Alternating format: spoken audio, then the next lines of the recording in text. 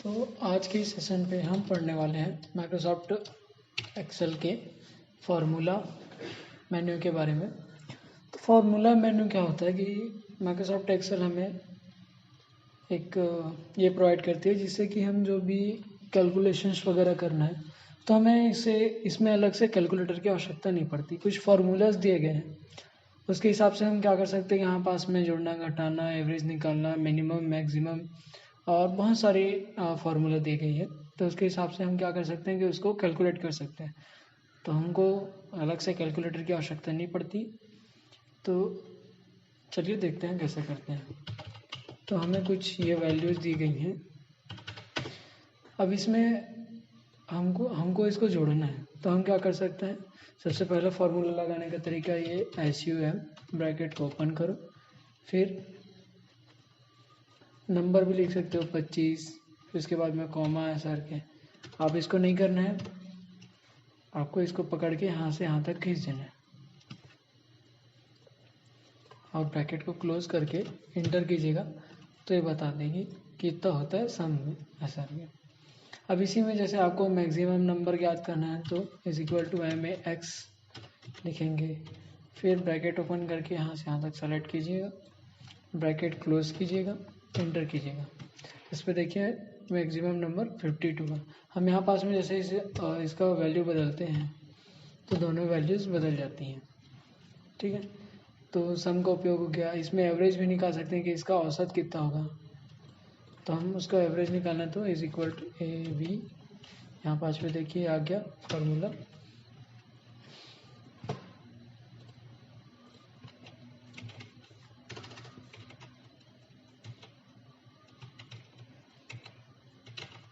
Bracket open कीजिएगा, select करिए, फिर ये इसको आप जोड़ के 4 से भाग दोगे तो इतना आ जाएगा।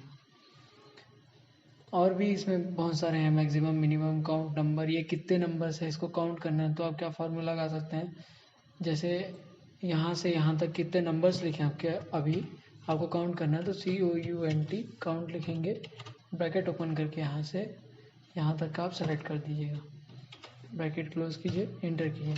देखिए 1 2 3 और ये 3 6, जैसे अब ये दोनों खाली, अब इसमें हम भरना चाहें तो काउंट करके बताया देगा 7 ऐसा, ठीक है। तो ये काउंट का प्रयोग होता है इससे। इस पे एक काउंटा आती है COUNTA काउंटा। तो काउंटा का उपयोग हम अभी क्या है कि जैसे काउंट अभी लिए हैं, एक बार इसको सेलेक्ट करके हम ब्रैकेट क्लोज करके एंटर करते हैं। तो देखिए दोनों में 6 दिखला रहा है, लेकिन यहाँ पास में हम काउंट का फार्मूला लगाया है, यहाँ पास में काउंटा का फार्मूला लगाया। तो काउंटा क्या करता है, देखिए काउंट में हम लिखें है ना, तो वो क्या करते हैं कि जो अल्फ़ाबेटिक वैल्यूज़ होती हैं, जो लेटर्स होती हैं, उसको वो नहीं गिनता। अगर हम दोनों को गिनवाना चाहें तो हम क्या लेंगे, काउंटा। तो ये क्या करेगी, अल्फ़ाबेट और लेटर की जो वर्ड होगी वो गिन के हमको बताएगा, लेकिन काउंट में सिर्फ नंबर गिनता है। तो इसका जब हम लोग अटेंडेंस शीट बनाते हैं उस टाइम पे काउंटा का प्रयोग करते हैं। जो एब्सेंट प्रेजेंट वो लिखे रहते हैं, उसको गिनना है कितने दिन का एब्सेंट है, कितने दिन का प्रेजेंट है। तो ये इस तरह से इसका उपयोग होता है। इसमें कुछ लॉजिकल दिए गए हैं, जैसे इफ का उपयोग होता है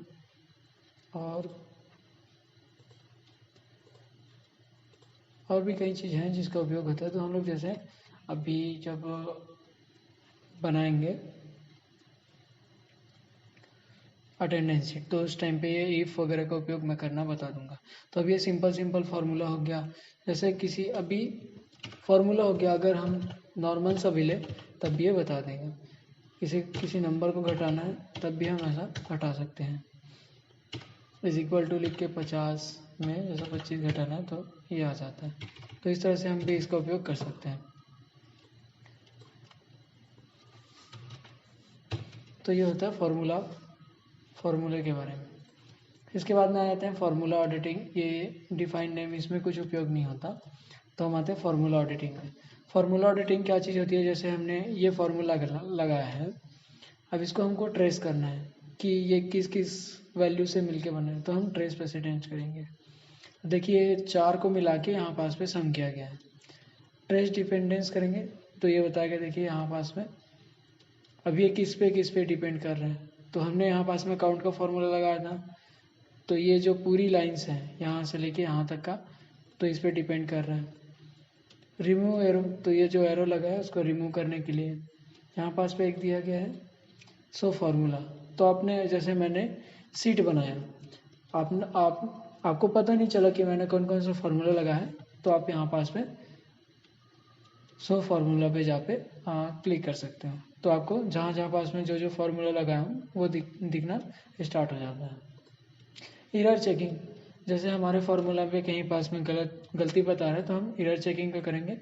तो अभी यहाँ पास में कोई भी फार्मूला गलत नहीं बता रहे, तो इसलिए बोल रहा है कि the error check is complete for the entire set. इस सीट में कहीं पास में भी एरर नहीं है।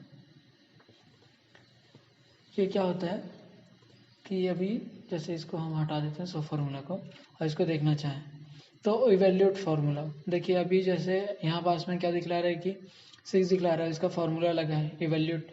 तो इसको जैसे हम रीस्टार्ट करते हैं तो देखिए 6 का 6 दिखला रहा है, लेकिन हमको फार्मूला देखना है तो हम रीस्टार्ट करते हैं।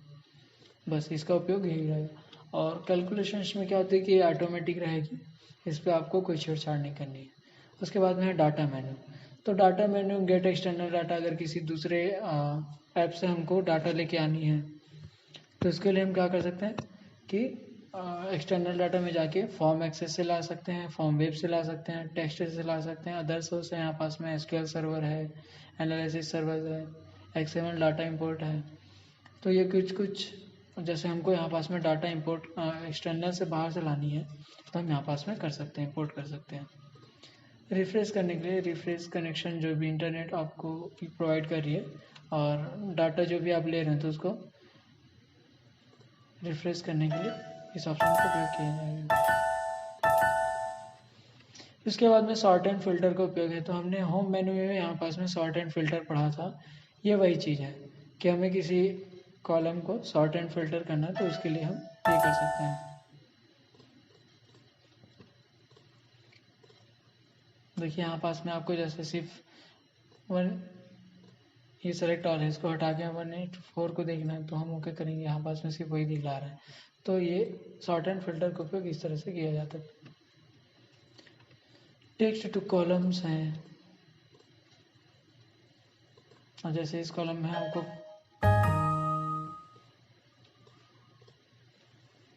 ये दिख रहा है तो कुछ इस तरह से ये मेन्यू खुलता है कि यहाँ पास में देखिए आपने क्या क्या फॉर्मूलाज परफॉर्म किए हैं, तो ये उसके लिए उपयोग किया जाता है।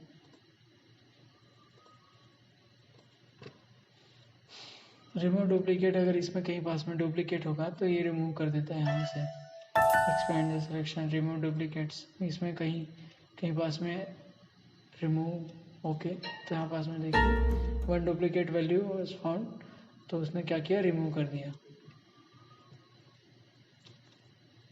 तो इस तरह से इसका उपयोग किया जा सकता है।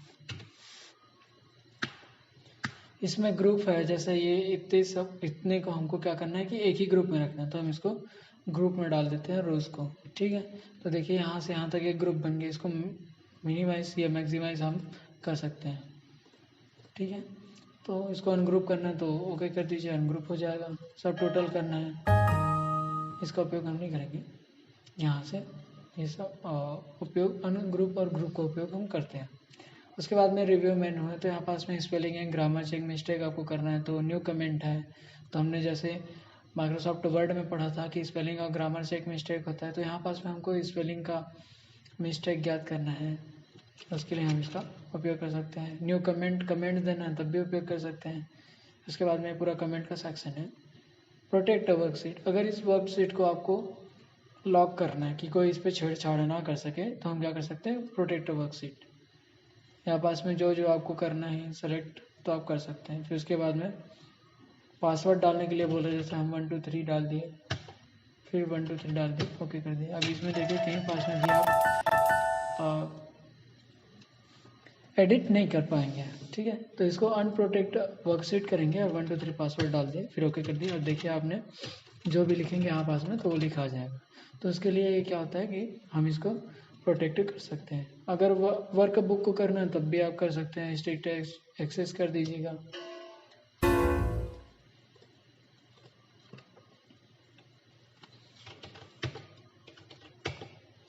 अब इस वर्क बुक में आपको कहीं पास भी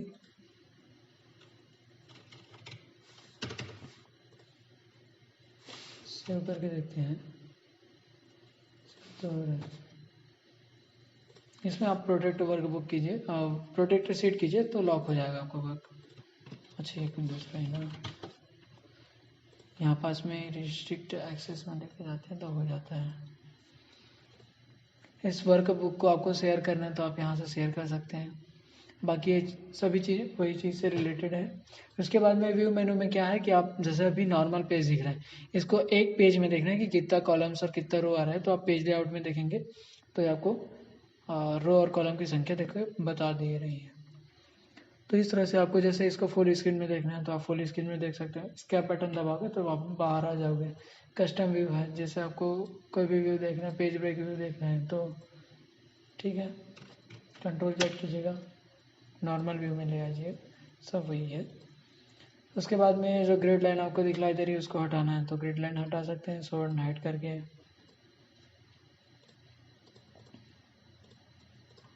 फार्मूला बार, जो ये वाला फार्मूला बार है एफएक्स के बाद में, तो ये फार्मूला बार कहलाता है, उसको हटाना है। हेडिंग्स को हटाना है तो आप हटा सकते हैं।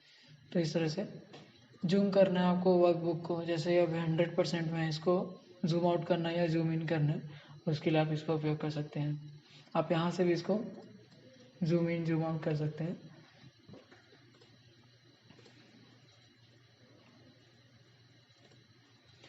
फिर उसके बाद में है new window, arrange all, free span. तो न्यू विंडो आप लेना चाहें तो न्यू विंडो ले सकते हैं। देखिए यहाँ पास में वर्कबुक 1 2 3 खुला है, तो आपको जैसे लेना हो तो आप यहाँ से ले सकते हैं। न्यू विंडो लेंगे तो एक वर्कशीट आपको और मिल जाती है, तो यहाँ पास में आपको दिखलाई देती है। अरेंज ऑल है, जैसे न्यू विंडो लिए फिर उसके बाद में अरेंज ऑल किए तो देखिए अरेंज हो गया। ठीक है, बुक 1 2 है, बुक 1.1 है, ऐसा। तो इसके लिए इसका उपयोग किया जाता है, तो हम इसको इस तरह से उपयोग कर सकते हैं। फ्री स्पैन है, यहाँ से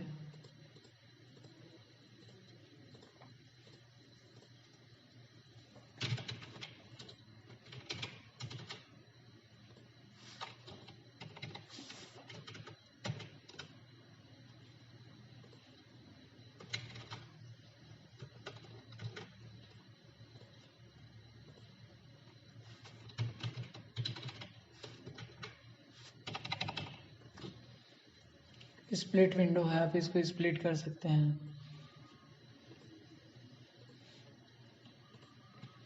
हाइड है, अनहाइड है, सेव वर्क स्पेस है, इस पर आप स्विच विंडो है, किसी दूसरे बुक, अभी जैसे हमने न्यू विंडो लिया था तो न्यू विंडो पे आपको स्विच करना है तो आप इस तरह से स्विच कर सकते हैं।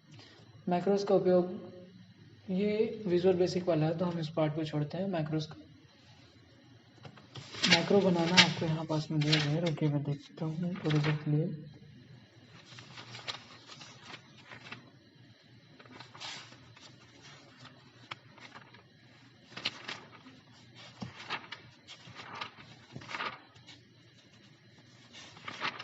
मैक्रो का उपयोग नहीं होता, हम वैसे नहीं करते, इसलिए हम मैक्रो को छोड़ दे रहे हैं।